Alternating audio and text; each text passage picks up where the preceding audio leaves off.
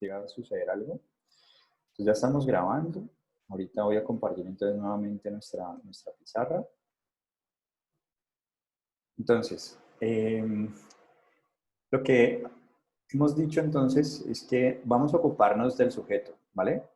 Volvemos nuevamente sobre el sujeto, solo que ahorita en vez de utilizar el discurso de la psicología, vamos a utilizar el discurso de la neurociencia. ¿Listo?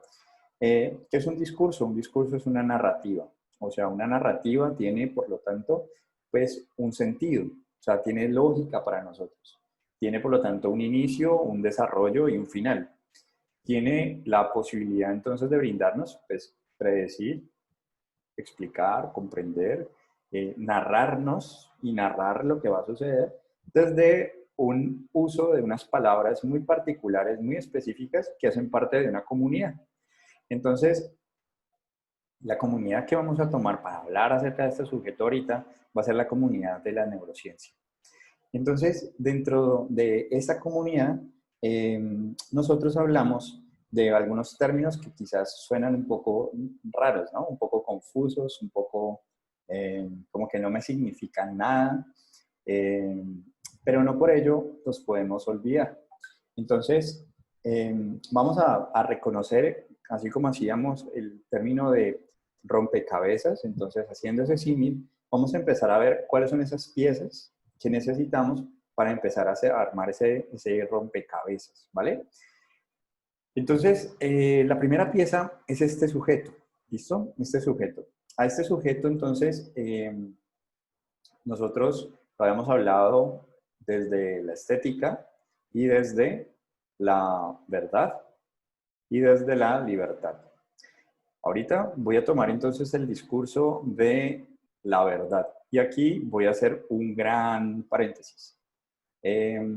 Vamos a suspender realmente la verdad. ¿En qué sentido? Yo les voy a preguntar a ustedes. Yo en estos momentos, ¿en dónde me encuentro?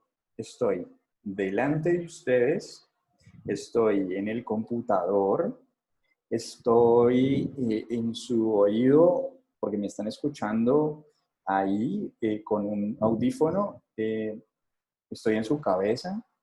¿Dónde estoy?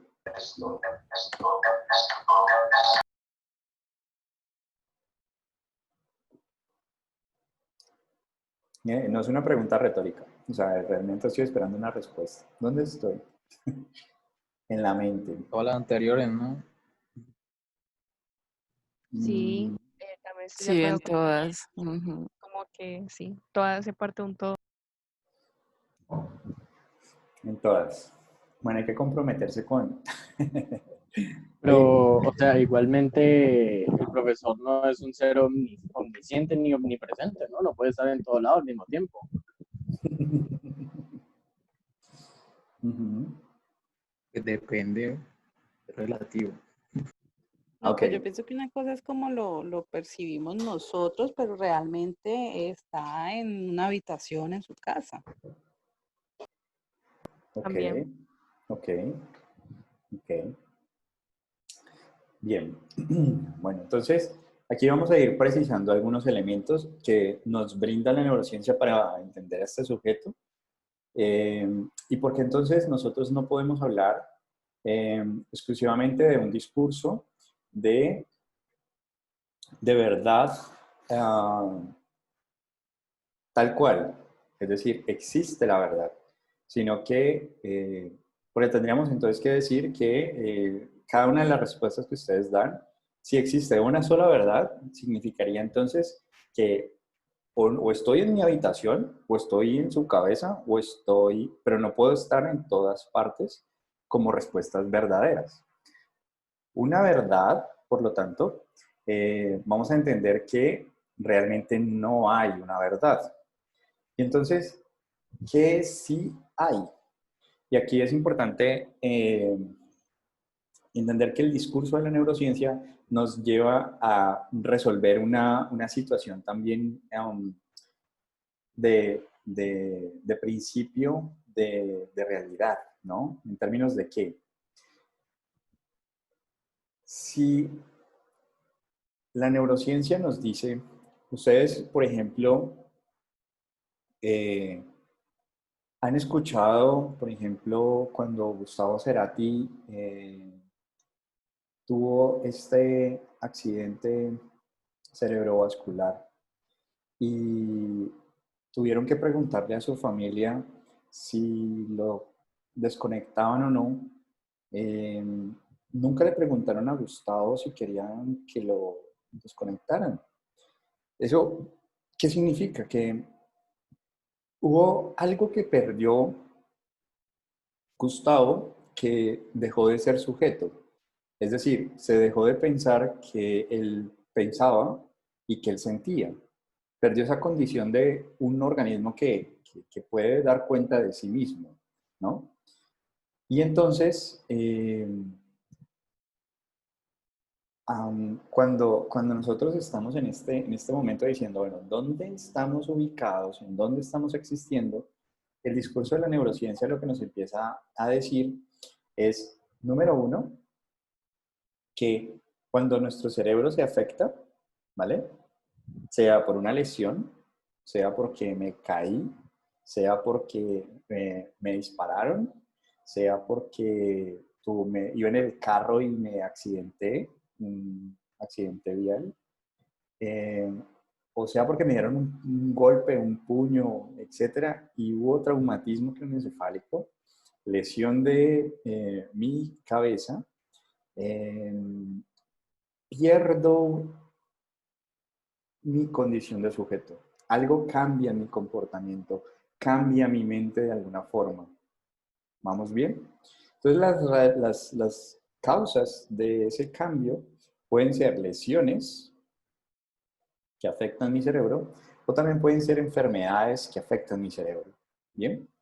Entonces, el virus del Zika, por ejemplo, que se transmite por un vector que es el zancudo. No sé realmente bien cómo se llama el zancudo, pero el mosquito como tal transmite Zika y eso genera microcefalias, es decir, una cabeza un poco más pequeña.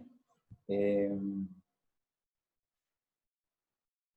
Casi que enfermedades y lesiones van a ser causas que pueden afectar nuestra cabeza.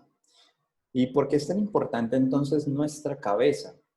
Porque lo que en la casuística, es decir, cada caso, cuando ustedes me escuchan decir casuística, estamos hablando de casos. Lo que los casos nos enseñan es que cuando la cabeza se lesiona, ese sujeto pierde algo, cambia en algo. Y aquí, haciendo un poco general, pero realmente cuando somos precisos estaríamos diciendo, eh, cambia su mente o cambia su comportamiento. Bien. Y entonces empiezan a aparecer en la historia un conjunto de datos interesantes. Por ejemplo, el padre de la neuropsicología, Alexander Luria, él estudiaba a los pacientes heridos de guerra. Entonces les llegaban pacientes que tenían lesiones muy focalizadas por bala. Entonces tenían la bala que entraba y salía y podían hacer cuáles eran las lesiones focales que estaban implicadas. Entonces, una lesión en el lóbulo temporal, ¿qué consecuencias traía para la mente y para el comportamiento? Y así sucesivamente, dependiendo de dónde se ubicara la lesión. Eso por la casuística de Alexander Luria. Pero también tenemos un caso de el caso de Phineas, que él era un capataz, era quien mandaba a un equipo para colocar vías de ferrocarril y él comete un error cuando está armando como los explosivos. Entonces él debe de poner la pólvora y luego cubrirla con arena y luego poner el metal y dar el golpe para que eso no explote. A él se le olvida poner la arena y cuando da el golpe con el metal, ese metal sale volando despedido por la explosión y se atraviesa el ojo derecho.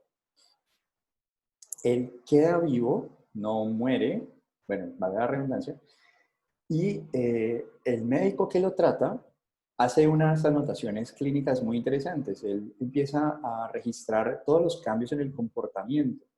Y esos cambios en el comportamiento que sucedieron hace más de 200 años, cercanos a 200 años, continúan hoy siendo una de las principales evidencias para decir que cuando hay una lesión cerebral, hay un cambio en el comportamiento, ¿vale? Entonces, podríamos decir que la actividad cerebral es la causante, es la responsable de la vida psíquica. ¿Mm? O sea, de la mente y del comportamiento. ¿Ok? Entonces, todo lo que nosotros somos y expresamos, lo que yo estoy haciendo en este momento con mi dedo, está siendo garantizado por la actividad cerebral. ¿Ok? Cuando yo hablo, actividad cerebral. Cuando yo realizo cualquier comportamiento sencillo o complejo, se está garantizando por la actividad cerebral. Y aquí entonces venimos haciendo algunas como simplificaciones. Hay una ley, que es la ley jerárquica de organización del sistema nervioso central. Entonces, ¿qué dice esa ley? Que igual que en una empresa hay los operarios que hacen cosas simples y hay puestos intermedios y hay el jefe, ¿vale? El jefe de todo. Entonces, el cerebro, la corteza cerebral, sería casi que quien controla a los puestos intermedios, es decir, el cerebro medio, el mesencéfalo, ¿bien? Todas las estructuras diencefálicas donde encontramos el tálamo, ¿bien? Y todo el cerebelo, y todo el cerebelo está relacionado con todas las actividades que nosotros hemos automatizado. Entonces, muchas veces ustedes están escribiendo y terminan escribiendo en un automatismo que uno dice, pero ¿por qué yo escribí eso? Pura actividad de cerebelo. Cuando llega o cuando ustedes están conduciendo y terminan en un lugar que no van para allá, sino que toman otra ruta, es como la ruta en automático. Es pura actividad del cerebelo. Cuando ustedes caminan y no se chocan cuando están así con un montón de gente, que eso ya no se ve mucho, pues, pero mucha gente caminando y no se chocan, entonces ustedes no tienen que estar con ojos en la espalda para poder dar cuenta de si van a golpear a su compañero o al que viene atrás o el de adelante. No tienen que estar pendientes de eso, eso es pura actividad del cerebelo. Y lo que en últimas estamos diciendo aquí es que toda nuestra vida psíquica, pues, es gracias a la participación de ese sistema funcional. Entonces, como sistema, así como tenemos el sistema circulatorio, nosotros también tenemos nuestro sistema nervioso. Entonces, el sistema nervioso central, junto con el sistema nervioso periférico, pero principalmente nos interesa el sistema nervioso central, porque es en el sistema nervioso central donde encontramos a este sistema funcional de el córtex cerebral y todo el tallo cerebral, con el mesencéfalo, el puente y la médula espinal. Entonces, si nosotros tenemos en cuenta que esa unidad como tal trabaja en equipo, ¿vale? Trabaja coordinadamente para garantizar la vida psíquica, para garantizar un comportamiento, un pensamiento, ¿vale? Lo que trata este curso es de que ustedes entiendan cómo es que hace esa unidad para que ustedes digan, tengo miedo, me voy a deprimir, o estoy muy feliz, o me enamoré, o no me enamoré, o ya no lo quiero, me cae mal, me cae gordo, no quiero esto. Todo eso es lo que vamos a entender, ¿vale? Entonces, cuando yo les hacía la pregunta sobre, bueno, ¿yo en dónde estoy realmente? Es en términos de que cuando nosotros decimos que toda la vida psíquica sucede en la actividad cerebral, pues realmente yo estoy realmente es en su cabeza, ¿no? En su cabeza. Que ustedes todos esos fotones que van a su retina y es traducido eso en el nervio óptico para llegar a la corteza occipital, pues entonces ustedes dicen, ¿cómo haces tú para saber que estoy en mi habitación? ¿Cómo haces tú para saber que yo soy tu profesor? ¿Y cómo haces tú para saber que tengo gafas y que además tengo una camiseta negra? ¿Cómo haces tú para conocer el mundo y dar cuenta de él? Esa es la pregunta que orientó toda la investigación de Jean Piaget. Piaget es uno de los más conocidos psicólogos cognitivos que hay. Entonces, lo menciono a él es porque cuando nos preguntamos, oye, realmente, o cuando veamos la Matrix, no sé si han visto Matrix, y Neo está en la conversación con Morfeo y Morfeo le dice si realmente es aire lo que cree que respira, si realmente tiene sed o tiene sueño, ¿vale?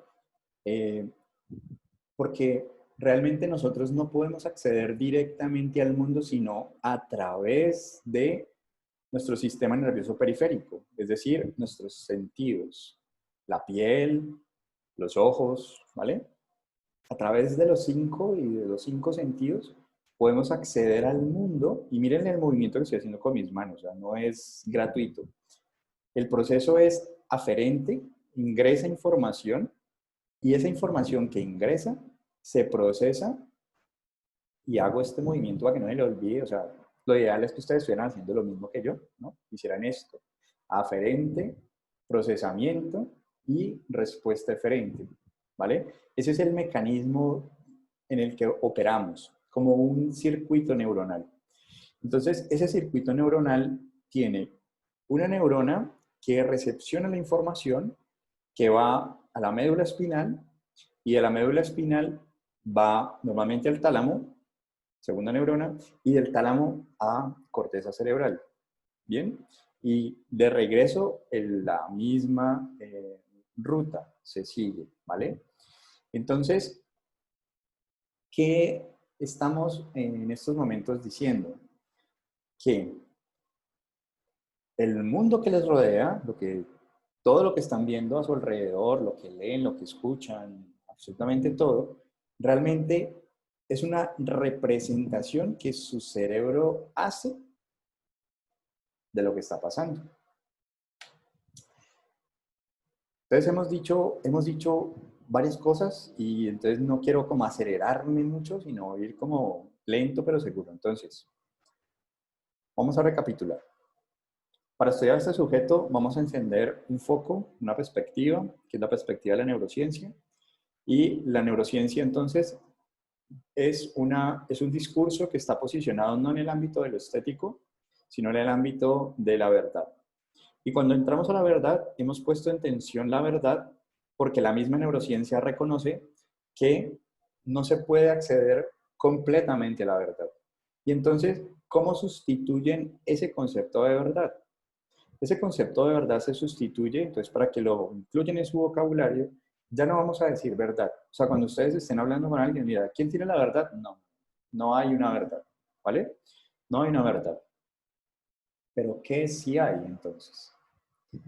Y entonces en lo que nos hemos puesto de acuerdo a nivel de ciencia es en decir el siguiente término, verosimilitud.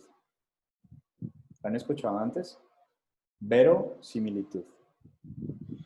¿Qué es verosimilitud? Cercanía, proximidad a la verdad, a el mundo, a la realidad. ¿Ok? Es decir, si yo cojo este carrito que tengo aquí, ¿vale? Y lo dejo caer y se cayó una primera vez, una siguiente vez, tengo una mayor verosimilitud de que se siga cayendo y que yo ya puedo anticipar que si hago eso con mi celular, ¿qué creo que va a pasar? Que se va a caer, ¿vale? ¿Por qué? Porque empezamos a tener unas leyes, o sea, como que hay unas pautas que se repiten, que se repiten, que se repiten. Y entonces encontramos que hay cercanías, proximidades a la verdad.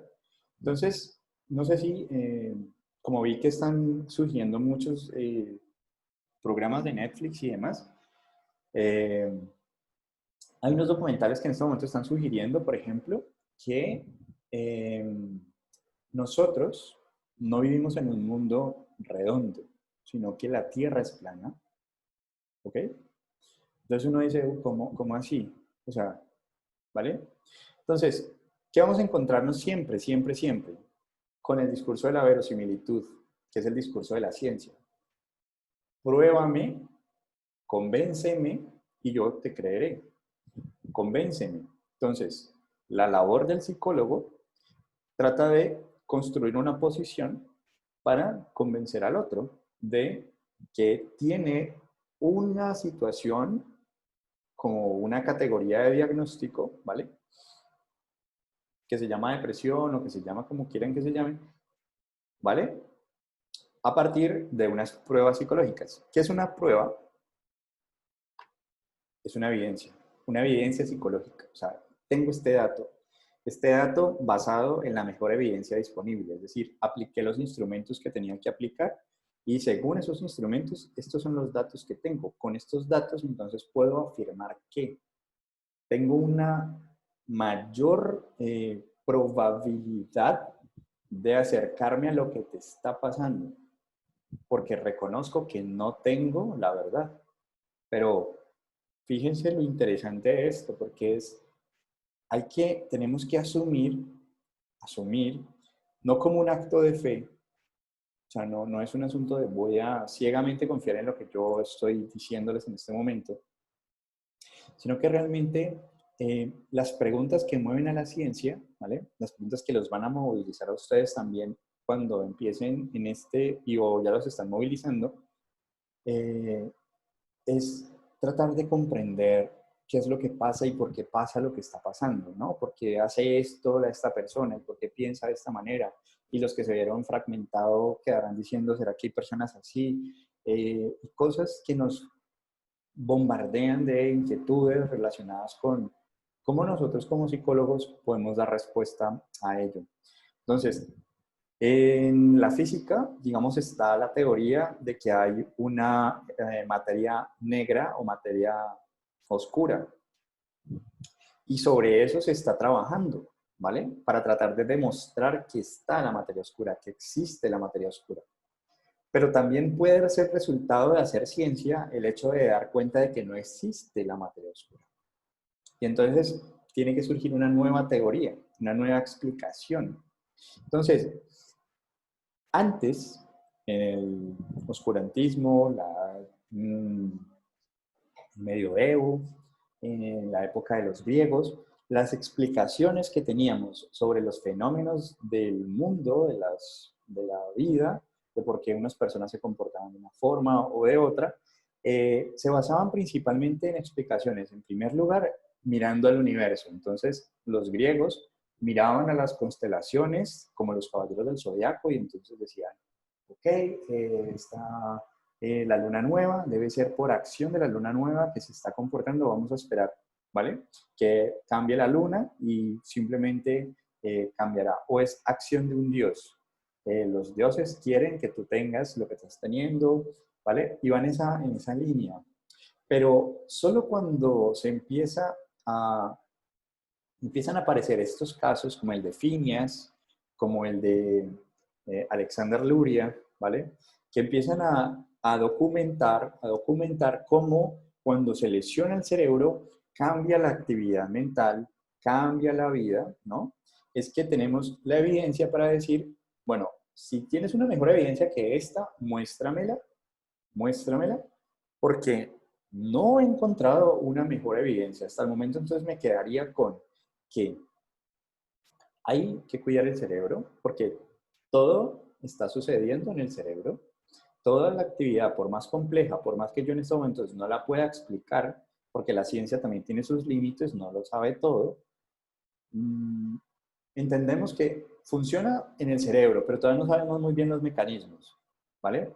Sabemos que funciona en el cerebro, pero todavía no entendemos muy bien cuánto de qué ingrediente y cómo se relaciona cada ingrediente entre sí, ¿vale? No tenemos todavía esa receta para hacer una emoción, esa receta para hacer un ser humano y hacerlo lo más parecido posible. Lo que ha tratado de hacer la inteligencia artificial es tratar de copiar la actividad cerebral. Se basa en ese principio de una arquitectura de procesamiento de la información donde tenemos la posibilidad de representar rápidamente casi que situaciones de la vida cotidiana para tomar mejores decisiones.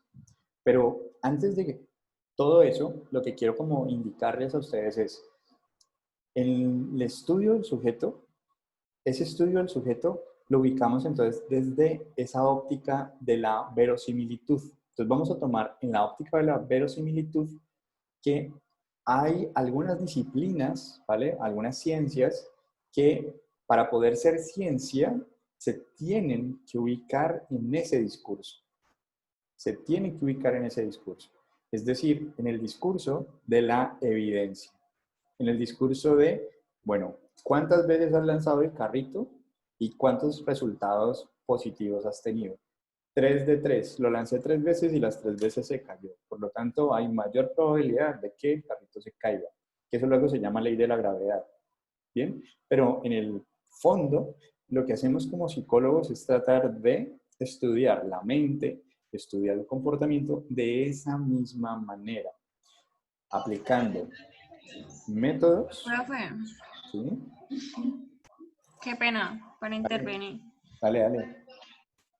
Pues como tratando de entender un poquito, eso nos serviría ya como, ya hablando como de tener un paciente y pues atreviéndome como a decir de que uno de pronto tiene en sus manos la vida del paciente y lo que uno de pronto le diga viene a ser como la verdad para él. Entonces uno debe ser cuidadoso en lo que usted dice, o sea, si ya 3 veces de 3 se ha caído, entonces pues yo debo como, o sea, no le puedo, ¿cómo me explico?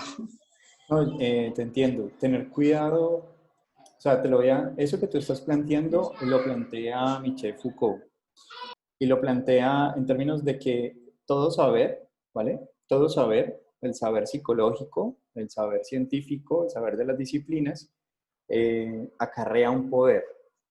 Un poder, entonces la tesis de Foucault es saber poder, que cuando tú tienes un saber, igualmente tienes un poder con el uso de ese saber. Es decir, que si tú le dices a alguien que tiene depresión, ¿quién te lo dijo? El psicólogo. Como lo dijo el psicólogo, entonces tengo depresión. No necesariamente la tengo que tener, pero tengo depresión porque el psicólogo me dijo que tenía depresión. Entonces ahí el asunto se convierte en, como tú adviertes, y eso es muy importante, que de entrada en la primera clase ya lo adviertan. Me parece un logro genial porque a veces toma mucho tiempo llegar allí, pero que lo adviertan desde ahora en el poder que tienen ustedes con su conocimiento. O sea, ustedes tienen el poder de disciplinarizar un cuerpo. ¿A qué me refiero con eso? A que nosotros nacemos en un cuerpo orgánico, ¿vale? Y luego nos ponen unos ropajes culturales, o sea, aparecen unas fuerzas en el cuerpo que se disputan mi cuerpo. Entonces, yo nazco en el cuerpo de un hombre, supongamos, ¿vale? Y aparece entonces la fuerza cultural de ser hombre. O sea, ¿qué implica ser hombre en Colombia? Pero si nazco, por ejemplo, no sé, en Valledupar o nazco en Cali, voy a tener unas presiones culturales distintas de lo que se espera que haga un hombre en esa localidad, ¿bien? Y además, si soy hijo mayor, ¿no? Entonces soy el hermano mayor, entonces también tengo unas fuerzas ahí que van a disputarse mi cuerpo de lo que se espera que yo haga. Entonces, reconocer que cuando ustedes nacen en sus cuerpos, inmediatamente, desde antes de nacer, sus papás han dicho, ay, que se llame Angie Caterine, ¿vale? Y hay unas expectativas ya puestas sobre la niña, ¿no? Sobre, entonces, las niñas que les regalan entonces la princesita y les regalan las visten de rosadito. ¿De dónde sale, no? ¿De dónde sale que las niñas tienen que ser sumisas, suaves, princesas, ¿no? Unas damas todo el tiempo, porque es la fuerza que se ha instaurado para dominar ese cuerpo. Entonces, cuando ustedes son psicólogos, psicólogas, entonces hay un dominio de parte de ustedes en términos de que vienen a ustedes a que ustedes digan, hey, ese cuerpo es normal. Es que mira, ella se viste, se está teñiendo el pelo y se está rapando para acá. ¿Eso es normal? ¿O qué hago psicólogo, psicóloga con mi hijo? ¿Mm? Entonces ahí es importante que ustedes adviertan que ustedes casi que pueden, y ahí es una decisión política y una decisión ética. Pueden contribuir a la disciplinarización del cuerpo. ¿Contribuir de qué manera? Todo lo anormal lo voy a poner en una bolsa. O sea, si usted hace algo anormal, entonces anormal. Y ya, y le pongo un diagnóstico y ya. O entiendo que pueden existir reexistencias. O sea, ¿a qué me refiero con reexistencias? Hay una fuerza en mí que por ser hombre, están peleando por ser hombre, y yo me reinvento mi existencia y digo, mi manera de ser hombre es esta, no tiene por qué ser como han esperado de mí. Y esa conquista por la propia voz, por mi propia posición, mi manera de habitar mi cuerpo, pues es una tensión que nos acompaña toda la vida. Todo el tiempo nos levantamos y todo el tiempo se disputa nuestro cuerpo y nosotros resistimos. ¿Cómo resistimos? Entonces ahí viene el aspecto estético de maneras de resistir, de reinventarnos. Y eso digamos que es importante nosotros considerarlo al momento de advertir el poder que tenemos para decirle a una persona que es normal y entonces él va a creer que es normal, o decirle que es anormal y él lo creerá. Y muchas personas se comportan desde la categoría que les han colocado. O sea, el de nombres robados que les leí hoy en la mañana, realmente es eso. O sea, es el nombre que te ponen y con el cual tú luchas. O sea, no tengo nombre, no me dan un reconocimiento, no tengo un lugar, ¿vale? Al hecho de que tú ya puedas decir, sí, si tú le dices a alguien que es, no sé, que tiene problemas de memoria, ¿vale? Que sufre de amnesia y cosas de ese estilo, ese alguien cuando se presente ante otro, él no se va a comprometer con su responsabilidad en el problema. Él va a decir, ¿no te dijeron que yo tenía problemas de memoria? Entonces mi papá te dijo, o mi psicólogo no te dijo, yo tengo problemas de memoria, ¿para qué me vas a evaluar? ¿Vale? Entramos comportándonos como lo que se espera que tengamos. Entonces, hay que ser muy cuidadosos en la utilización de nuestro conocimiento. Un conocimiento que sirva a otros, bien. Un conocimiento que destruya a otros, no bien. Entonces, volviendo nuevamente a Foucault, por ejemplo, le interesaba precisamente todas las personas que estaban en el límite, es decir, todo lo anormal, a él le encantaba lo anormal. Él decía, ¿por qué a los locos los aíslan? ¿Por qué los apartan? ¿No? El loco es el que se sale es el que reexiste, es otra manera de inventarse la existencia. Entonces, él tiene Genealogía de la Locura, que hace como el histórico de dónde surge, digamos, esta palabra para designar al loco. Y de una vez un paria y hay que aislarlo y hay que ponerlo. Entonces, al principio los mandaban en barcos a la isla de Lesbos, por ejemplo, es un ejemplo de todas estas mujeres que tenían relaciones entre ellas, a ponerlas aparte, ¿no? Aislarlas. Toda la conquista de las mujeres ahorita, cómo aparecen ahorita los centros de reclusión para hospitales psiquiátricos, todo ese aislamiento y demás, ponerlos a un lado. Todo tiene como su historia, ¿no? Su cronología. Entonces, volviendo nuevamente aquí, quiero como advertirles, número uno, vamos a estudiar a este sujeto desde la arista de la verosimilitud. ¿Qué implica entonces esta arista de la verosimilitud? Implica que nos basamos en la evidencia. Nos basamos en la evidencia. Por lo tanto, basarnos en la evidencia implica que hagamos un ejercicio sistemático. Es decir, que cuando nosotros hacemos observaciones, por ejemplo, entonces nosotros las observaciones las podemos distribuir en diferentes horarios, en diferentes días, para mirar si lo que estamos viendo en esta persona se mantiene independientemente del día y de la hora. Porque si se mantiene, significa que es algo como propio de él, ¿vale? Y por ende, cuando en la mañana decíamos sospecha de abuso sexual, es porque en realidad reconocemos que no estamos seguros, que no somos nosotros los que podemos decir que sí está esa experiencia pasando y que son otros los entes responsables de hacerse cargo de culpabilizar al otro y meterlo a la cárcel. Pero nuestro papel consiste en ese tránsito de la evaluación y el tratamiento y llegar a unas impresiones diagnósticas. No ponemos un diagnóstico, ponemos una impresión. Y como ponemos una impresión, esa impresión significa que en la primera sesión tienes una impresión y que en la segunda sesión puedes tener otra impresión. O sea, ajustar tu diagnóstico porque algo que no sabías, que no había mencionado, hace que pienses diferente.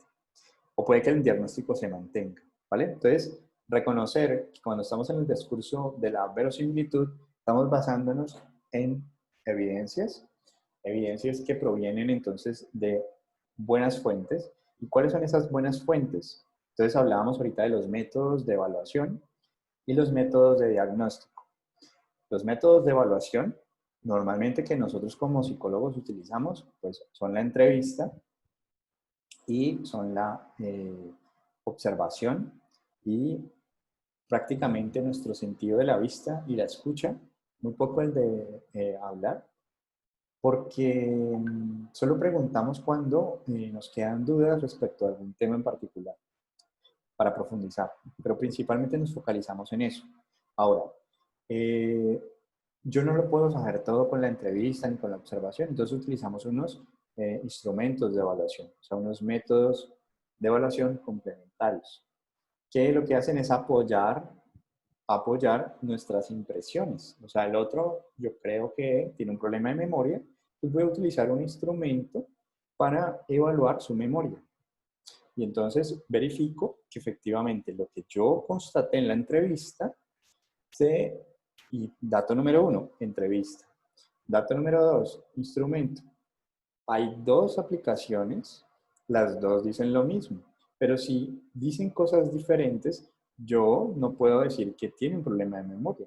Necesitaría explorar un poco más para tener ese cuidado que Angie nos advierte, ese cuidado de lo que voy a decir sobre esa persona, porque lo que diga va a tener un poder impresionante sobre su propio cuerpo, ¿vale? Hasta ahí vamos bien para entonces continuar.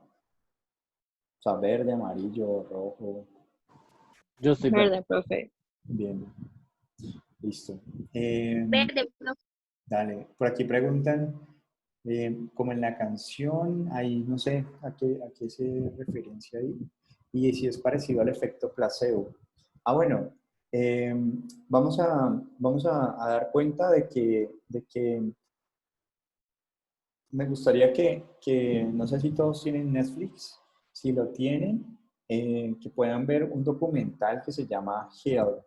Lo voy a escribir aquí para todos. Hell. ¿Sí? Ese documental reúne las evidencias, ¿vale? De lo que podríamos llamar la medicina alternativa, ¿vale? O sea, todo lo que uno puede hacer que normalmente la ciencia se resiste a aceptar, a reconocer, a incluir, porque le hace falta más datos más concluyentes. Pero no por eso podemos negar la existencia de ellos.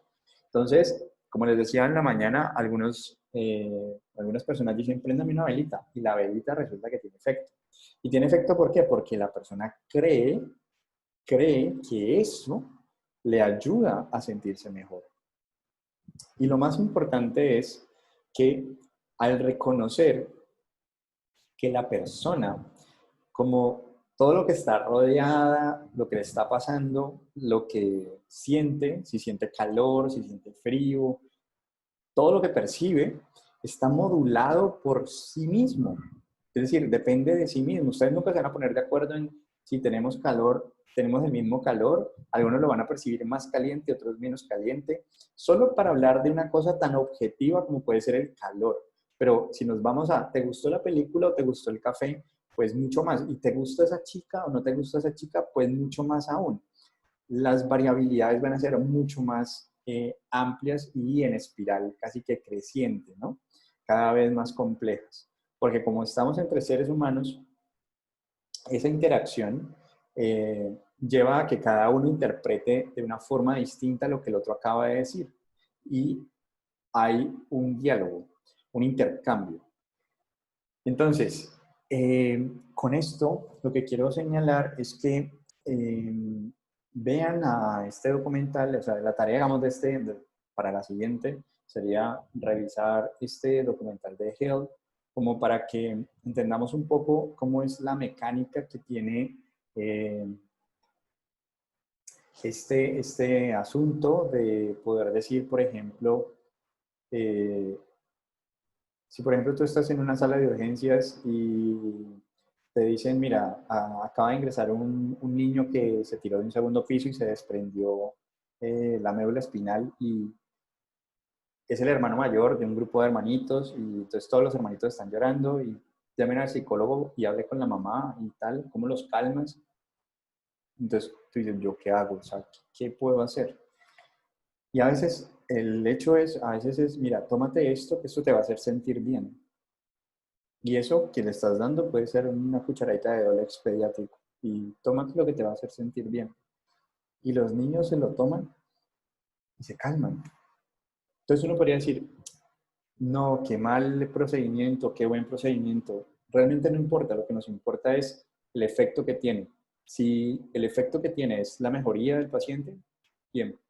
Ahora, quiero detenerme entonces ahora en ¿qué llamamos nosotros cercanía a la verdad? ¿Qué llamamos nosotros verosimilitud? ¿Listo? Porque puede existir el riesgo de la relatividad, ¿no? O sea, pensar entonces que mi verdad es tan válida como tu verdad, ¿no?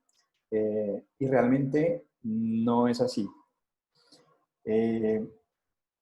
Tenemos que estar de acuerdo en algo en particular. Y es, número uno, que la verosimilitud, ¿vale? La verosimilitud implica que cuando tú pruebas tu creencia, la teoría que tienes, esa teoría no. Ahorita la busco. ¿Será que lo quitaron? Creo que era solo health.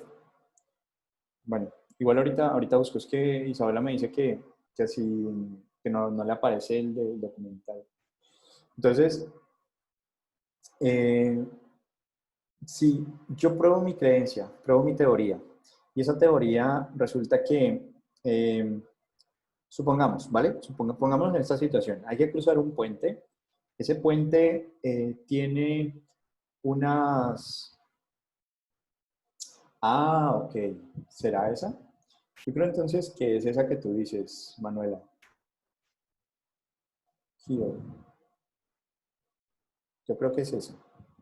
Sí, es un solo capítulo. Es un poco largo, pero es esa. Yo creo que es esa, como como la acaba de mencionar ahí Manuela.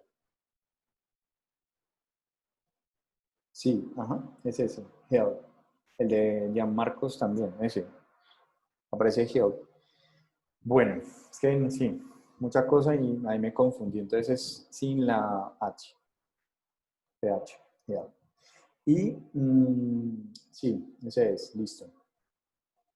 Entonces tenemos el puente y ese puente resulta que lo que viene a nuestros ojos, ¿vale? Lo que podemos constatar es que está muy viejo, está muy deteriorado, está muy dañado, ¿listo? Y yo Entonces digo, me voy a encomendar a Dios para cruzarlo.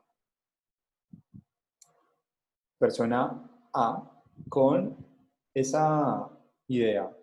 Persona B sería la persona que dice, voy a buscar otra forma de pasar. O sea, yo sigo creyendo en Dios, pero si paso tengo más probabilidad de caer que de pasar al otro lado. ¿Bien? Entonces aquí miren que el uso del término verosimilitud es probabilidad o disminución de error.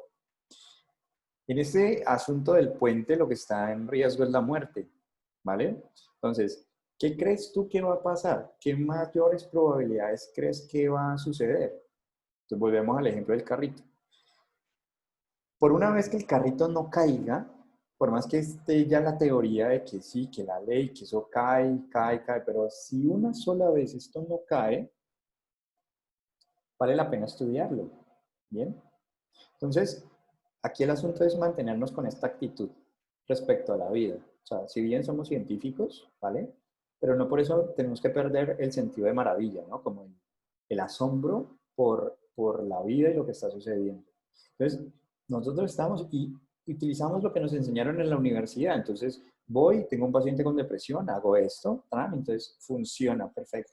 Siguiente paciente, vuelvo y lo hago y funciona. Y siguiente paciente no funcionó. Entonces, ¿qué tengo que hacer? Actualizar, ¿vale? Actualizar mi teoría. Actualizar y enriquecerla. Incluir a este nuevo paciente, porque este caso como tal me está llevando a replantear la teoría, a ajustarla, precisarla. Por lo tanto, lo que quiero que me entiendan en este momento es que el discurso de la ciencia se basa principalmente en disminuir el margen de error, pero eso no significa que no nos equivoquemos. O sea, que una medicina que va supuestamente a curar a otra persona, resulta que el efecto nocivo es mayor. La vacuna del COVID-19, están haciendo muchos ensayos clínicos para saber si tienen efectos secundarios, si nos va a generar algún tipo de malestar. Antes de poder decir, mira, esta es la vacuna, ha funcionado con monos, entonces pasemos a los humanos directamente. Incluso si ustedes se quieren meter a la parte de leer un poco cositas más recientes de la ministra de Ciencia y Tecnología de Colombia, es una ministra que está en contra un tanto de la ciencia. ¿Y por qué? Porque dice que para tratar el cáncer, digamos que se utiliza un hongo que crece, digamos, en el Pacífico colombiano y que ha mostrado en algunos casos mejoría. Bueno, pero eso no es evidencia suficiente como para nosotros poder decir que dejemos todo lo que sabíamos acerca del tratamiento con cáncer para tratar a todos con hongos. Entonces aquí la posición es saber qué nos puede ofrecer la ciencia y saber que con lo que nos puede ofrecer, de pronto nosotros no podemos mejorar. Y es algunas situaciones así, situaciones como también en Netflix, por ejemplo, hay una que se llama El último chamán, que habla acerca de un sujeto que sus papás, ambos padres, son profesores de la Universidad de Yale y Oxford, o sea, Harvard, ¿vale? Son psiquiatras los dos y su hijo tiene depresión y los mandan a los mejores expertos, ¿vale? Porque tienen los contactos para hacerlo y realmente no hay mejoría en el hijo. Entonces el hijo opta por un tratamiento alternativo y se va a buscar un chamán para curar su depresión. ¿Bien?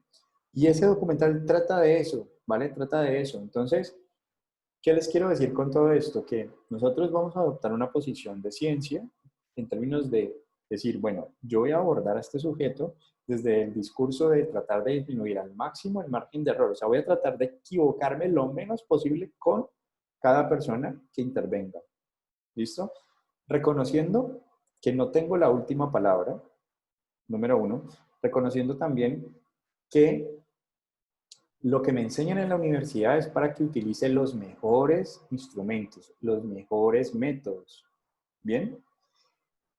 Y que entonces, al hacer eso, al seguir los mejores métodos y demás, yo esperaría que pase lo que me han dicho que va a pasar. ¿Listo? Es decir, un paciente con depresión se trata de esta forma.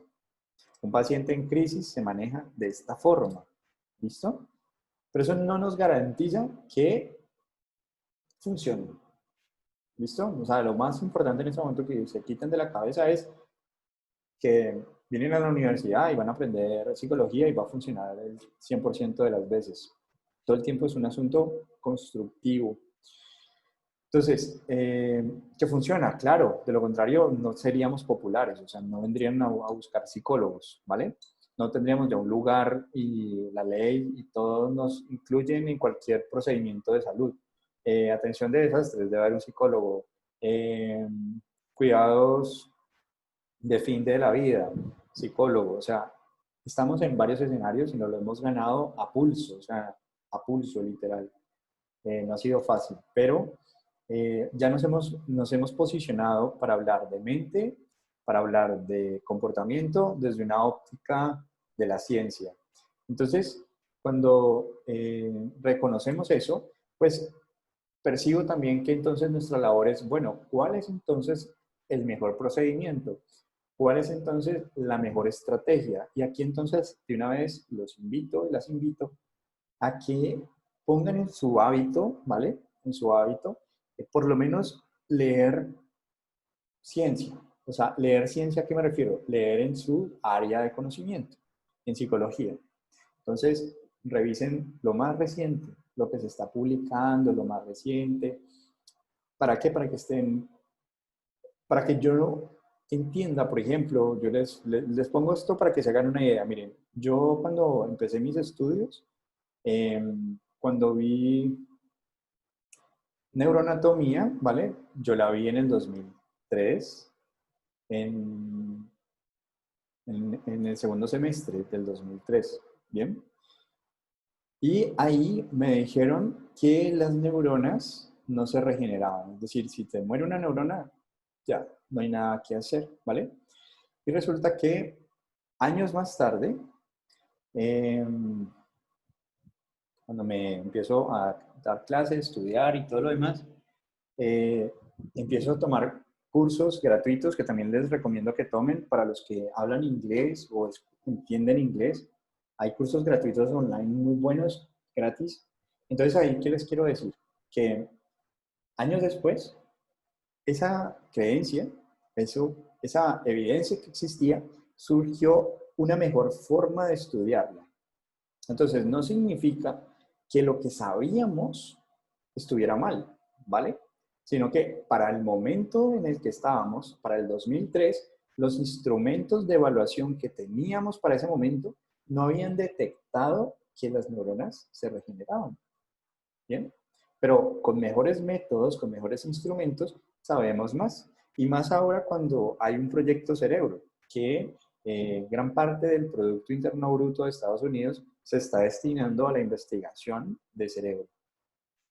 Ya se hizo el proyecto Genoma, es decir, ya sabemos acerca del genoma humano. Ahora queremos saber acerca del cerebro. Por lo tanto, lo que ustedes van a aprender, tómenlo como profe, bacano, pero ténganlo como entre suspenso, entre paréntesis. ¿Por qué? Porque muy seguramente en 6 meses, en un año, puede que lo que yo estoy diciendo ya no sea, ¿vale? ¿Por qué? Porque estamos en el discurso de la verosimilitud. O sea, no hay verdad, ¿lo has visto? No hay verdad. Estas son las evidencias con las que contamos. Y esto con lo que contamos, entonces, nos permite afirmar esto. ¿Listo? ¿Ok? ¿Claro hasta ahí? Profe, justo hace poco que lo mencionas, yo me vi un documental acerca de uso de hongos alucinógenos para las personas que sufren de trastorno obsesivo compulsivo.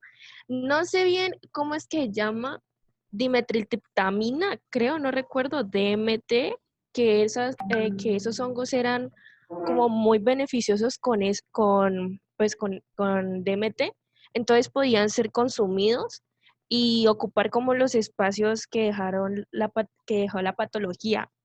No sé si estoy en lo cierto, pero hace bastante tiempo me lo vi. Entonces no se me parecía interesante comentarlo. Sí, válido, válido. Sí, o sea, vamos a empezar a que cada vez va a ir ganando más terreno, ¿vale? Eh, el hecho o el reconocimiento también de que existen otras maneras igualmente válidas de existir, ¿bien? O sea, este aislamiento social nos ha hecho pensar otras alternativas para existir, para buscar mecanismos de ganarnos la vida, aldeas ecosustentables, salirnos un poco del sistema. Bueno, hay demasiadas maneras en las que nosotros podemos pensar nuestra vida. Bien, entonces, desde esta perspectiva, un aspecto, digamos, clave, fundamental, una de las cosas interesantes a reconocer, espérate, voy a mirar la hora que no sé qué hora es. Ok, entonces voy a mostrarles que para nosotros abordar, digamos, esta perspectiva del desarrollo de este sujeto, de entenderlo, de cómo surge y demás, entonces vamos a incluir algunas palabras que nos van a ayudar a entender un poco cómo es que se da todo este asunto y por qué elegimos como mejor discurso para entender a este sujeto desde la perspectiva de la verosimilitud, el discurso en la neurociencia. ¿Vale? Que voy a explicarlo, ¿vale? Voy a ponerlo acá. Esperaría que con eso se entienda por qué elegimos a la neurociencia como discurso para entenderlo, ¿bien? No tanto porque estemos en un curso de psicofisiología, ¿vale? O sea, me refiero a que ¿por qué la psicología eligió para estudiar al sujeto, ¿vale? El discurso de la neurociencia. ¿Mm? Porque hay que saberlo también de entrada, que no es que yo soy psicólogo y entonces desconozco la neurociencia, no. Para poder entender al sujeto necesito de la neurociencia, ¿ok? Entonces voy a explicar por qué elegimos a la neurociencia. Aquí digamos que voy a utilizar unas palabras un poquito más diferentes, pero pues espero que se entiendan. Igual cualquier duda, pues me dicen, ¿listo? Entonces, vamos a empezar a poner piezas al rompecabezas. Entonces tenemos el sujeto. Vamos a colocar aquí una palabra que es el ectodermo. ¿La han escuchado antes? Sí, sí. Eso no era algo en el desarrollo del cigoto, que Son las era una de las vesículas, tres ¿no? capas. Sí, sí, Una de sí. las tres Ah, capas eso, que una de las tenía. tres capas, sí, del tubo neuronal. Donde Ajá. nace el sistema nervioso central. Bien, bien, bien. Pero entonces miren lo interesante. O sea, vamos como somos seres narrativos, hagan de cuenta que vamos a contarnos una historia y esa historia al final debería de cambiarnos la perspectiva. O sea, así como cuando uno termina un libro o una película y dice, wow, ¿no? Eso es lo que espero que pase con los personajes, ¿vale? Con estos personajes. Entonces, yo me voy a centrar exclusivamente, como bien ustedes han dicho, son láminas germinales y me interesa muchísimo que nos ocupemos principalmente de esta lámina germinal en particular, ¿vale? Las otras son importantes porque componen el cuerpo, ¿vale? Pero me interesa muchísimo el ectodermo. ¿Y por qué me interesa tanto el ectodermo? Porque el ectodermo tiene una característica y es que comparte, ¿listo? Comparte un mismo origen embrionario. ¿Qué significa compartir un mismo origen embrionario? Significa que somos familia, ¿vale? Que somos iguales, que pertenecemos del mismo lugar, venimos del mismo origen, ¿ok? ¿Eso qué significa? Que esto que tenemos aquí, ectodermo, mesodermo y endodermo, como láminas germinales, es como si nosotros tuviéramos una hamburguesita y tuviéramos el pan, el ectodermo, la carne, el mesodermo y el otro pan, el endodermo. ¿Bien? Y de cada lámina germinal surgen diferentes órganos y estructuras a nivel de nuestro cuerpo. Entonces, del ectodermo nacen dos que nos interesan, súper importantes, que es la piel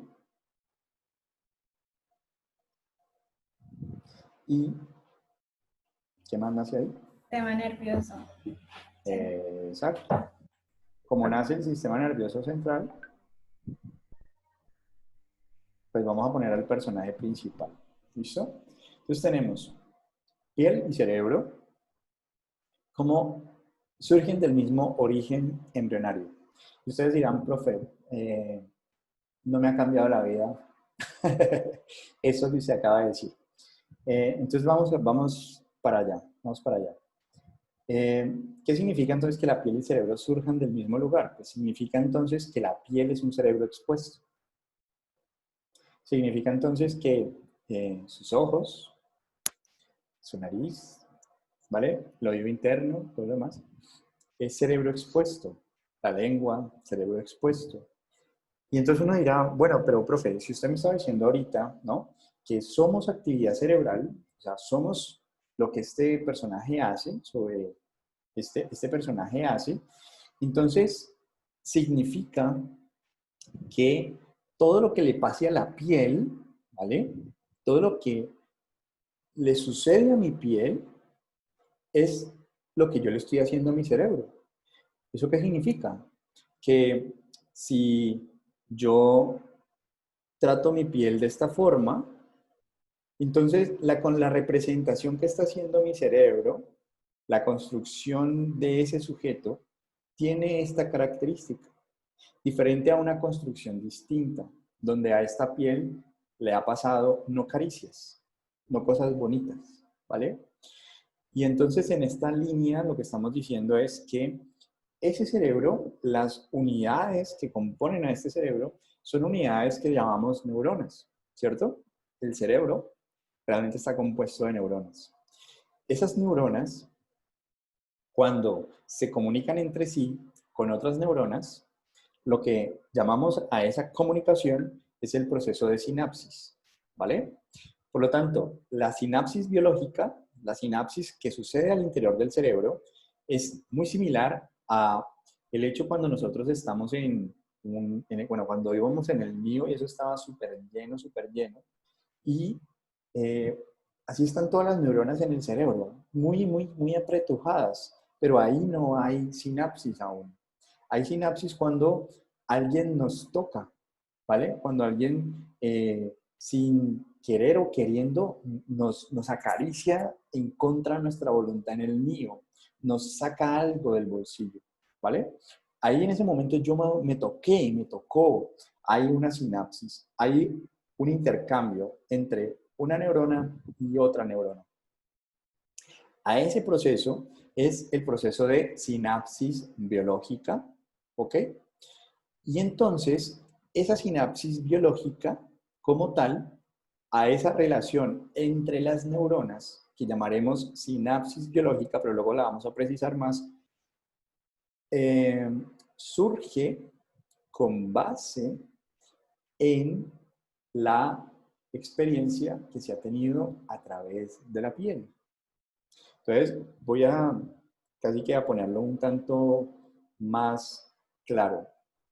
Estaríamos diciendo entonces que las sinapsis sociales, es decir, cuando a mí me miran, cuando a mí me hablan, cuando a mí me dicen prueba esto, gusta esto otro, me acarician, me abrazan, me tocan, etc. Esas sinapsis sociales, o sea, esas relaciones humanas, esas sinapsis sociales, son las que empiezan a esculpir, a definir las sinapsis biológicas. Es decir, que si un niño lo amarras de los brazos, no lo dejas mover y él crece así, ¿vale? Las sinapsis biológicas que se van a desarrollar son resultado de esta limitante, de esta limitación. Lo mismo es si tú vendas a un niño y no le permites que vea el mundo, lo tienes aislado completamente. La correlación que hay entonces es que nuestro cerebro lo que va a hacer es hacer una sinapsis biológica de lo que está sucediendo a nivel social, a nivel de las diferentes relaciones a través de la piel que se están teniendo. Es decir, que, no sé si ustedes han, por ejemplo, Tarzán, ¿no? La más popular. Tarzán, un bebé criado por chimpancés, empieza a caminar como chimpancé, a comportarse como chimpancé, sin comportamientos humanos. ¿Bien? Entonces aquí es como el símil de sinapsis social, sinapsis biológica. Entonces, ¿qué estamos diciendo aquí? Que la labor del cerebro, ¿no? El papel del cerebro es representar, es cartografiar. ¿Qué es una cartografía? Un mapa. Entonces, ¿qué hace nuestro cerebro? Nuestro cerebro lo que hace es, esperen, me voy a trasladar. Nuestro cerebro lo que hace es representar, cartografiar. ¿Bien? Esa cartografía hace que... Espérenme un momentico. ¿Aló? Vale, ya le voy a abrir. Ok. Bueno.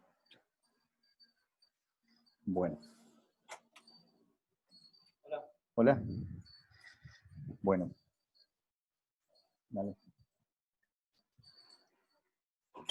Entonces, lo que hace mi cerebro es cartografiar, representar. ¿Qué representa principalmente? Representa lo que está pasando en el exterior, ¿vale? Lo que sucede afuera y construye un mapa de lo que está pasando afuera. Es decir, que ustedes en estos momentos, miren que yo no tuve que poner mi vista para saber por dónde iba. Yo ya tengo una representación de mi casa, ¿no? De mi lugar, de donde estoy. ¿Ok? ¿Listo? Y esa representación, lo que hace mi cerebro es brindarme esa navegación, ese GPS, como que en dónde estoy en mi casa, ¿vale? Pero también mi cerebro hace una representación de mi interior, o sea, de cómo está mi cuerpo en el momento en el que me duele la nalga por estar tanto tiempo sentado, tengo una tensión acá, ¿vale? Ese tipo de cosas, de dolores en el cuerpo, son representaciones de lo que está pasando a nivel propioceptivo, ¿vale? A nivel de mi cuerpo en el espacio, ¿vale? Entonces, tenemos un mapa externo que llamaremos mapa exterioceptivo y tenemos un mapa interoceptivo. Vísceras, casi que todo lo que está sucediendo en nuestro interior, ¿vale? Entonces, a nivel de mapas, nuestro cerebro genera 3. A nivel externo, exterioceptivo, a nivel interno, que llamaríamos interoceptivo, y a nivel de mi cuerpo en el espacio como un mapa propioceptivo, ¿vale? Y no significa entonces que se haga de forma separada, ¿no? No es que el mapa exterioceptivo nada tiene que ver con el interoceptivo, sino que se juxtaponen. ¿Eso qué significa? Que, por ejemplo, yo tengo, digamos, este bambú, ¿vale? Entonces, está el mapa exterioceptivo de dónde está el bambú en el espacio y el mapa propioceptivo de dónde está mi mano en el espacio. Y además, ¿qué es lo que está pasando en mi interior? Tengo hambre, tengo ganas de orinar, etcétera, etcétera, etcétera, que sería el mapa interoceptivo. Y yo lo que hago entonces cuando quiero agarrar algo, pues es entonces sabiendo, juxtaponiendo. Juxtaponer es poner junto el mapa interno y externo para poder entonces cumplir con el objetivo de la tarea. ¿Bien? ¿Cuál es el objetivo? No, pues si quiero tomar agua, porque mi mapa interoceptivo me dice que tengo sed, ¿vale? Entonces, mapa interoceptivo me da esa información. Mi mapa exteroceptivo me indica, me dice en tal lugar está el agua. Y con mi mapa propioceptivo, pues sé dónde está mi mano, dónde está mi nariz, dónde están mis ojos, no tengo que mirármelos para saber dónde están. Entonces, casi que cuando ustedes se rascan sin mirarse, pues es gracias a su mapa propioceptivo. Entonces, la labor del cerebro es hacer esa representación y juxtaponerla. ¿Listo? Entonces, al juxtaponerla, lo que tenemos es una imagen de un todo, ¿listo? De una totalidad. Esa totalidad lo que nos lleva a nosotros a decir es, número uno, que no puede existir una mente sin un cuerpo. Es decir, no, yo no puedo pensar algo diferente de, de la información que mis mapas me están brindando. Y tampoco existe un cuerpo separado de la mente. O sea, ni lo uno ni lo otro. Por eso hay textos que hablan del error de Descartes. Antonio Damasio es uno de los autores que vamos a revisar en el curso.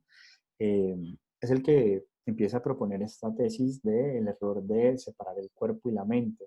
Él empieza a encontrar evidencias de que realmente nosotros funcionamos de manera integrada. Entonces, la hipótesis que propone Antonio Damasio en su tesis de doctorado es principalmente que la labor de nuestro cerebro es generar un mapa y en torno a esa generación de ese mapa es que se empieza la conciencia, ¿vale? Entonces, él habla de unos estadios de la conciencia que más adelante pues vamos a profundizar, pero que en este momento para nosotros es importante entender que todo lo que sucede en la piel, ¿vale? Es lo que está pasando a nivel cerebral. Y eso entonces nos lleva a entender también por qué cuando hay niños preverbales, o sea, niños que todavía no han desarrollado el lenguaje, una situación o una experiencia de abuso los marca en su vida. Es decir, que de pronto tú no recuerdas por qué te sientes aversión a que te agarren o que te toquen de cierta forma, ¿vale? Como las fobias, ¿vale? Lo que ustedes conocen más popularmente como una fobia, casi que una aversión a que algo suceda. Puede ser un animal, puede ser, que hay tantas fobias, pero el asunto es, en el fondo, que nos ha marcado en la piel, y esa marca en la piel ha hecho que así yo no lo pueda hablar, yo no lo pueda nombrar, es básicamente la experiencia que he tenido a través de mi piel y lo que ha hecho mi cerebro entonces es representarla, ¿vale? Y entonces aquí es importante precisar algo y es que muchas veces antes de que aparezca la palabra, antes de que ustedes puedan nombrar, por ejemplo, mamá, papá, ¿vale? En el vientre ustedes se han movido un montón, no sé si han tenido la oportunidad de ver una ecografía o algo así. Los bebés se mueven muchísimo, patean, bueno, eso es es la vida aflorando. Y cuando nacen, ¿vale? Ellos en su interior lo que han hecho todo el tiempo es moverse, practicar el movimiento. Y el nervio trigémino, ese nervio trigémino es, digamos que una de las explicaciones que da Damasio a ese primer nivel de conciencia. Ese nervio trigémino principalmente, hagan de cuenta como si tuviéramos una... la palabra que está encerrada dice cerebro, ¿vale? Cerebro. Entonces, ese nervio trigémino es una red, ¿vale? Una red. Es un nervio, un conjunto de axones, ¿vale? Y inerva tanto el gusto, ¿vale? Como las vísceras, ¿listo? Y entonces, todas las experiencias gustativas, ¿vale? Me gusta o no me gusta, que viene del gusto, a qué te sabe, digamos, esta experiencia, te gustó o no te gustó, proviene, digamos, de este primer momento en el cual nosotros, cuando estamos en el vientre, pues a nuestra madre, antes de nombrarla, nosotros hemos dicho, ¿a qué me sabe el líquido amniótico? Me gusta, me disgusta, he olido a mi madre, o sea, he tenido un montón de experiencias a través de la piel, ¿bien? Y esas experiencias a través de la piel son las que me llevan a mí a que posteriormente yo vaya a decir mi madre, ¿no? Pero lo que quiero decirles a ustedes es que el concepto de madre, la palabra madre, realmente está compuesta de las experiencias continuas a través de la piel que se han tenido con esa persona, que posteriormente se va a llamar madre. Y por lo tanto, el self, o sea, el yo, el sujeto, ¿vale? Donde emerge en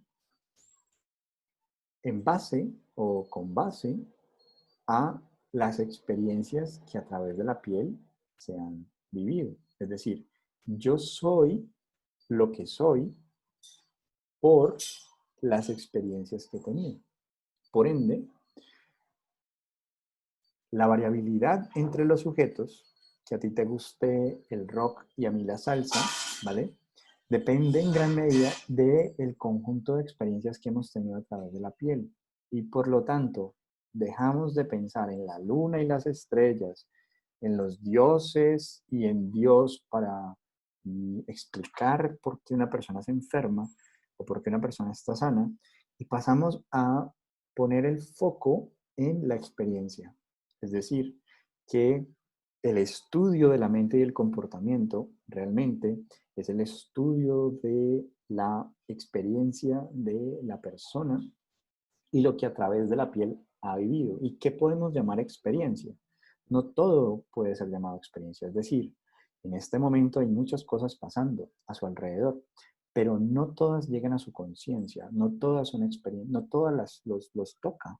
Yo les puedo preguntar a ustedes que han entendido lo que yo he hablado en este curso hasta el momento, y les apuesto que no todos vamos a entender lo que igual, ¿vale? Y eso va a depender también de, bueno, es que yo, por mi experiencia previa, tengo un papá médico, un papá neuropsicólogo, tengo un papá biólogo, etcétera. Entonces estoy más familiarizado con estos términos y realmente interesante, pero no lo había pensado así. Otros que primera vez que lo han escuchado, ¿vale? Entonces va a depender mucho de casi que las experiencias previas.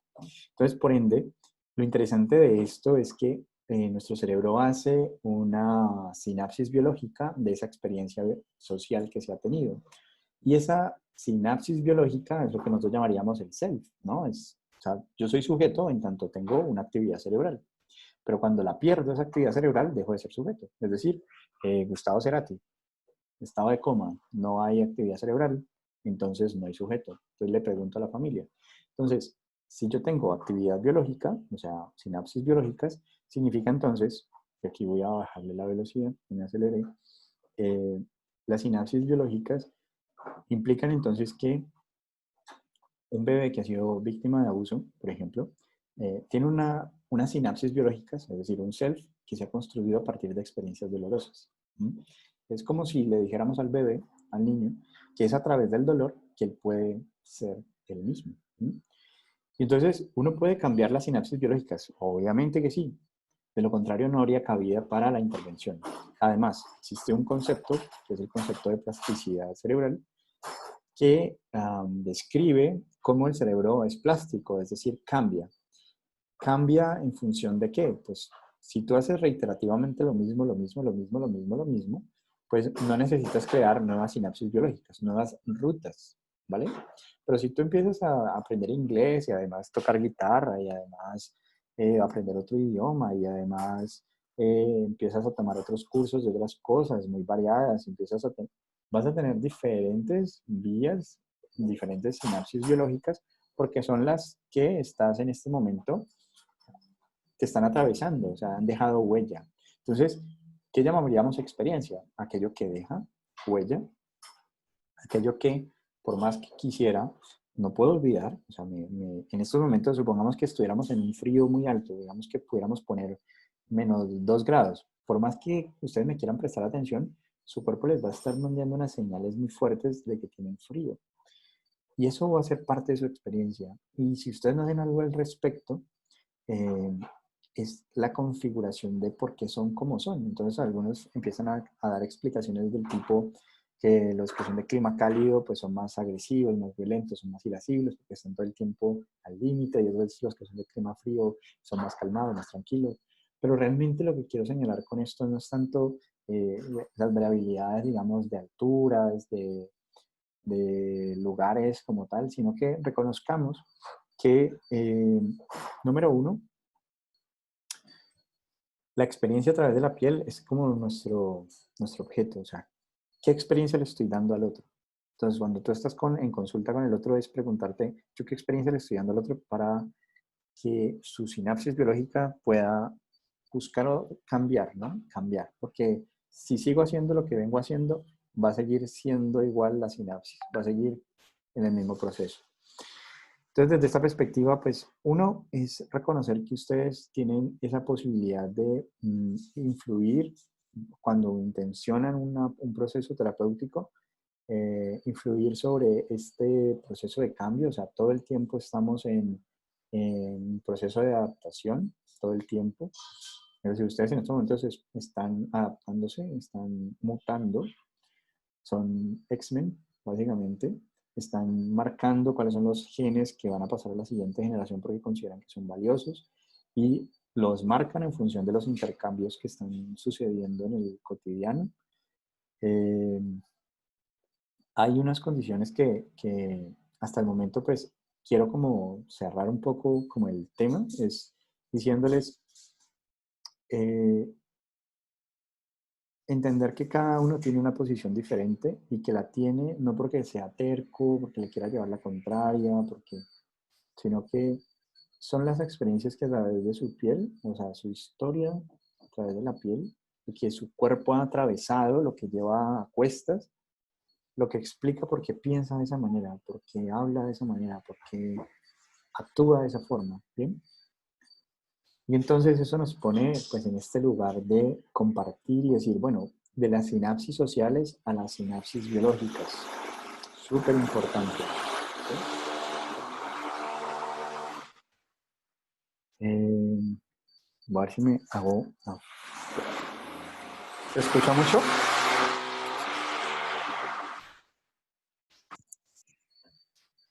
Sí, se había escuchado un poquito. Sí.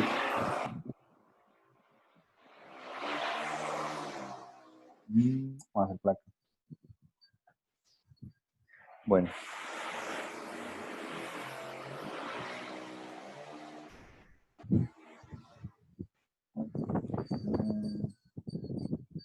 De pronto aquí.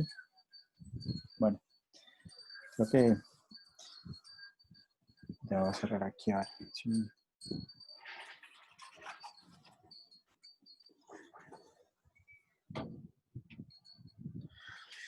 Bueno, entonces,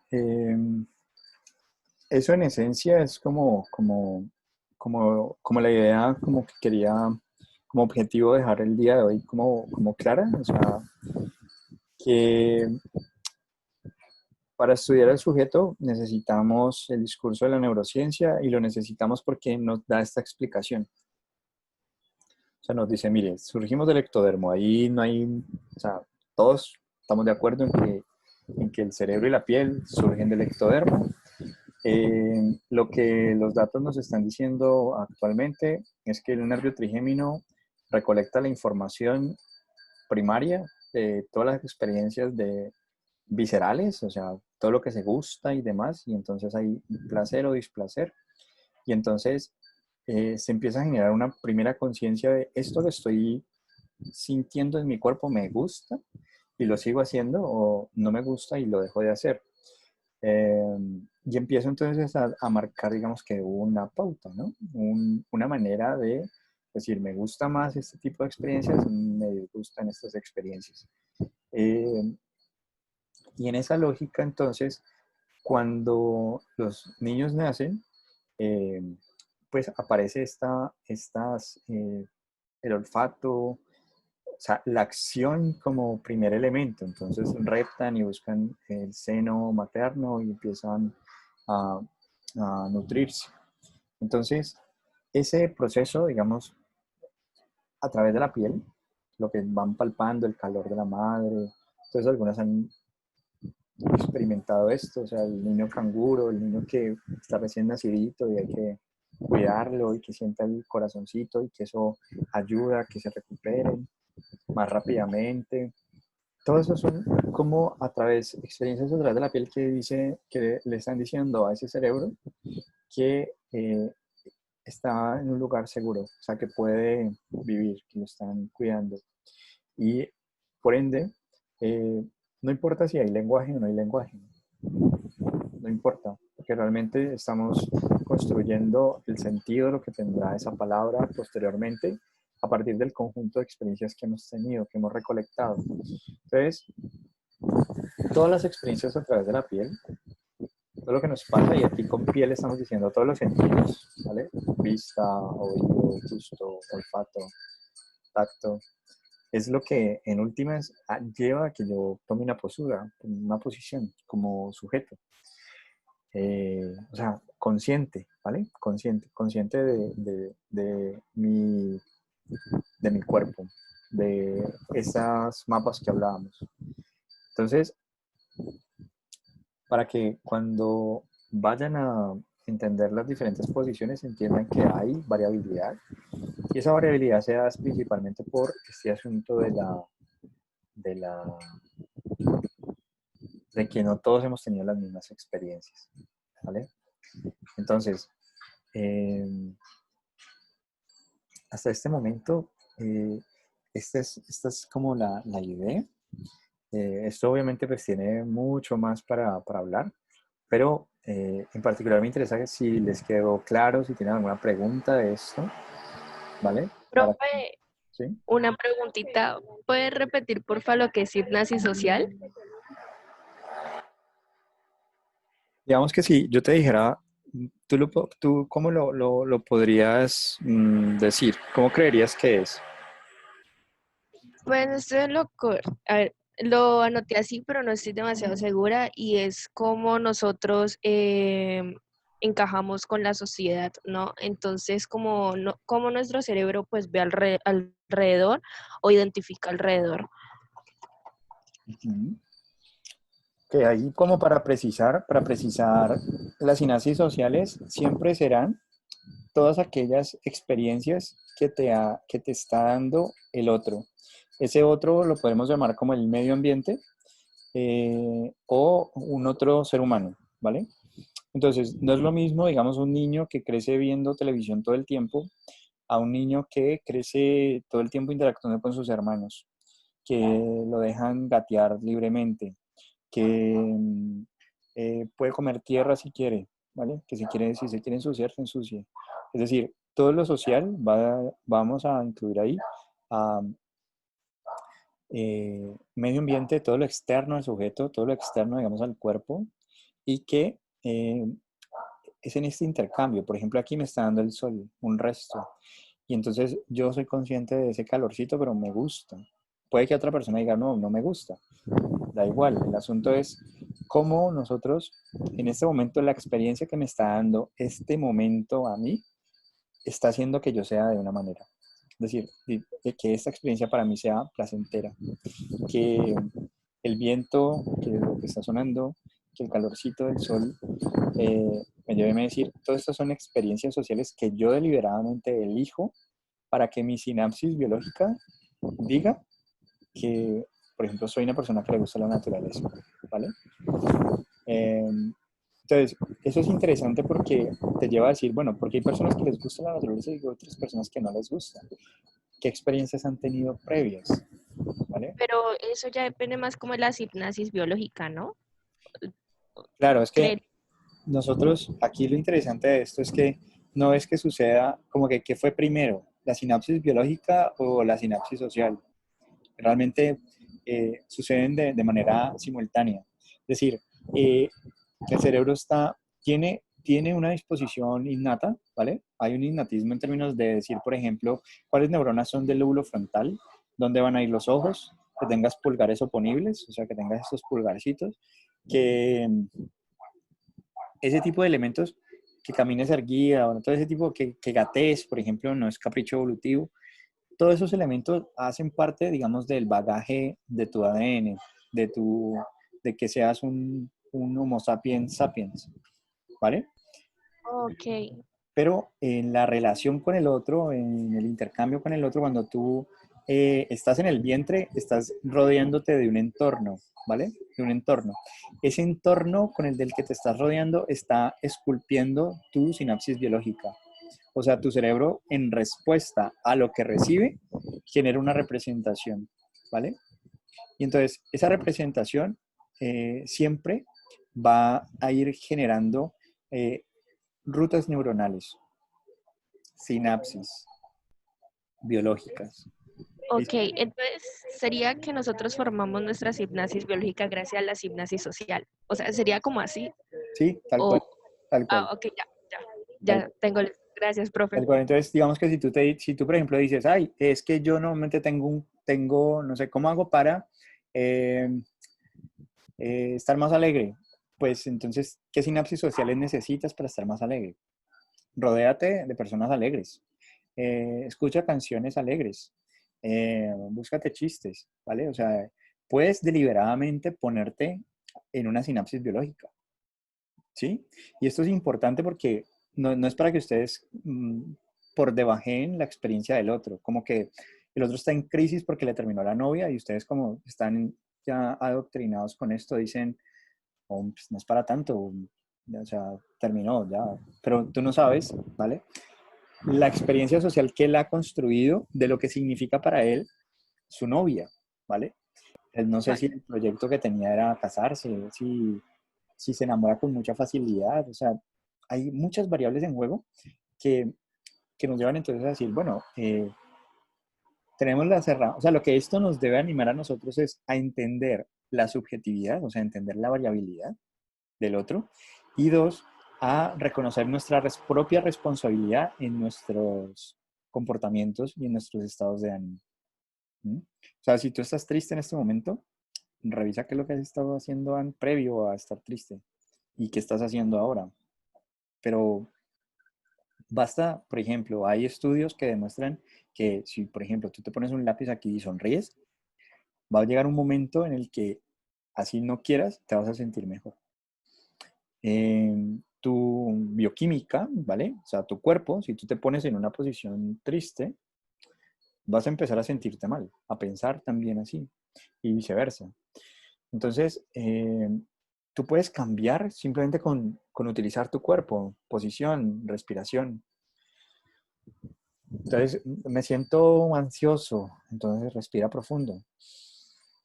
Infla la barriga así mucho, como un Buda, ¿vale? O sea, puedes hacer muchas alternativas para sentirte mejor porque tu mente es el reflejo de tu cuerpo. Si tu cuerpo está sano, tu mente está sana. Si tu mente está sana, tu cuerpo está sano. No hay una diferenciación allí.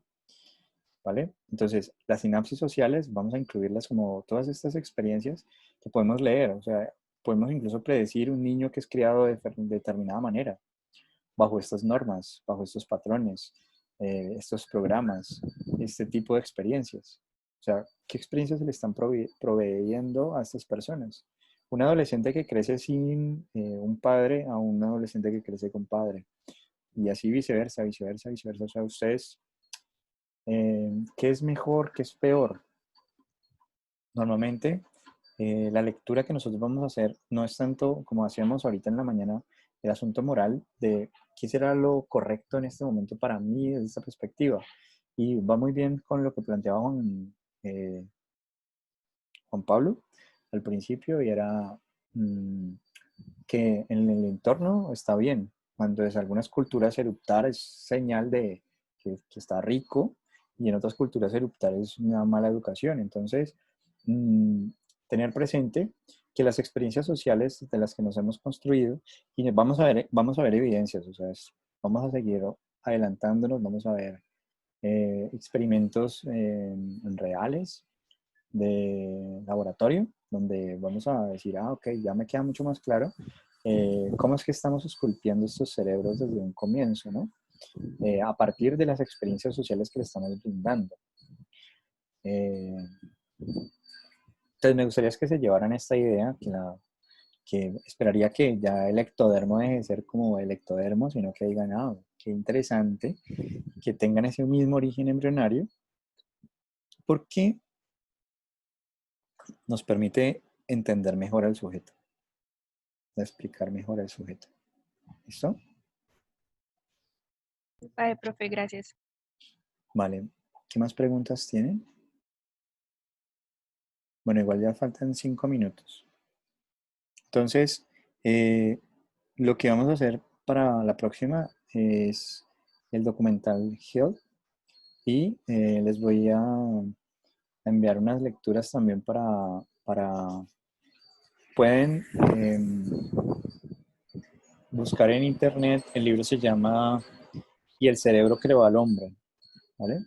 Y el cerebro creó al hombre, de Antonio Damasio. Entonces vamos a tomar a Antonio Damasio como un referente de nuestro curso, para ir explorando un poco, que nos quede un poco más claro cómo es que se produce y se gesta todo esto de la creación del hombre, del sujeto. ¿Listo? Entonces, que estén muy bien. Voy a editar un poquito el video y lo subo para que lo tengan. ¿Listo? Bueno, profe, muchas gracias. Bueno, profe, gracias. Vale, Gracias, profe. que estén muy bien. Gracias. Profe. Gracias, profe. Gracias, Hasta luego. profe. Profe. Chao, profe, gracias. Vale.